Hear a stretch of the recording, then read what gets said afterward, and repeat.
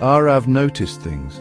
The way sunlight slanted through leaves, painting patterns on the pavement. How steam curled from a coffee cup, a tiny dance against the morning chill. He saw the way people walked, heads down, shoulders hunched, rushing through life. He wanted to tell them to slow down, to look up. He found solace in a small cafe tucked away on a quiet street. The air smelled of cinnamon and old books, a haven from the city's relentless pulse. Araf would sit by the window sipping his coffee, watching the world go by. He liked the quiet rhythm of the cafe, the gentle clinking of cups, the murmur of conversations. It was his sanctuary, a place where he could simply be observing, absorbing, existing. And then she walked in, a whirlwind of energy in a world of muted tones.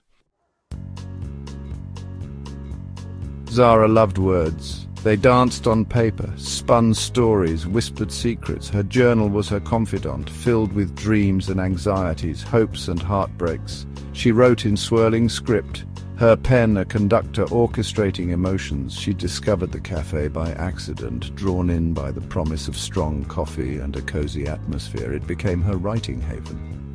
Zara would spend hours tucked in a corner, lost in her own world, thoughts flowing onto the pages. She barely noticed him at first, the quiet boy with watchful eyes.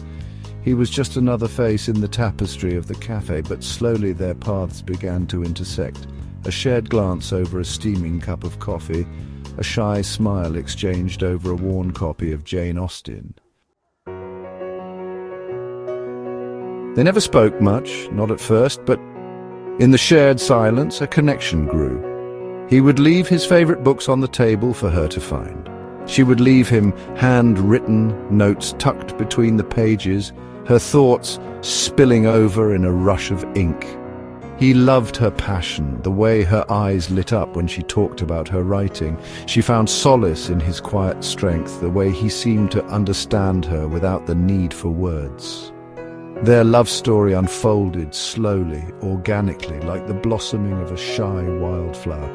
They found their rhythm, sharing quiet moments in the bustling cafe. The world faded away when they were together.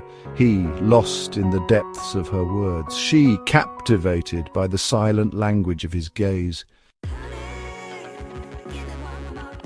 Life, however, has a way of disrupting even the most perfect moments. Zara received an opportunity, a chance to pursue her writing dreams in a distant city. It was everything she ever wanted, yet it meant leaving him behind. Tears were shed, promises whispered. They vowed to make it work, to bridge the distance with letters and late-night calls. But the miles stretched between them, a chasm that grew wider with each passing day. The calls became less frequent, the letters fewer and farther between. Years later, Araf found himself drawn back to the cafe. The familiar scent of coffee and old books brought back a flood of memories.